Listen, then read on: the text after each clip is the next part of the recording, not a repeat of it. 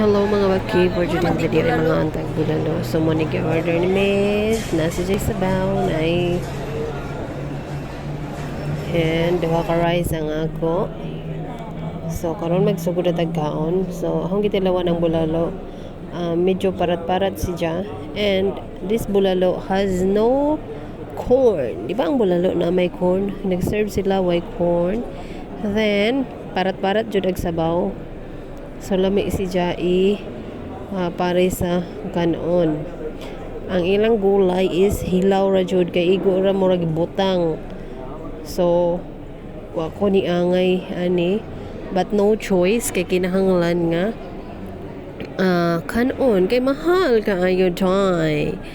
So mutilaw tanig kang meds naman sa ijang kuan food. Ang ija is naa si Jai pusit squid with say nga nana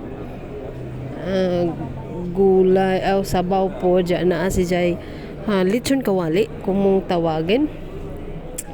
And then padayon lamang ta sa pagkaon bisag okay ra so far. Okay ra ang beef ni ja, dili gahi humok, sakto ang ijang pagpabukaw. So kana gilamian murag lami tanawon no. Syempre lami na kay mahal bisag para at halakan un lamang gyud. And 2 rice ang aho na hurot na. Then ako'y panta gayod or royal ba, I don't know, baka naman. Then akong gitilawan agijang lechon kawali. So far okay naman siya. And I like talaga sa bilo-bilo katong violet dessert ni ja, lami si cha amo pud si Jangi tabangan og kaon. So squid ang gitilawan way lami, tagudtod si ja, lami unta na bisag tagudtod basta init pa.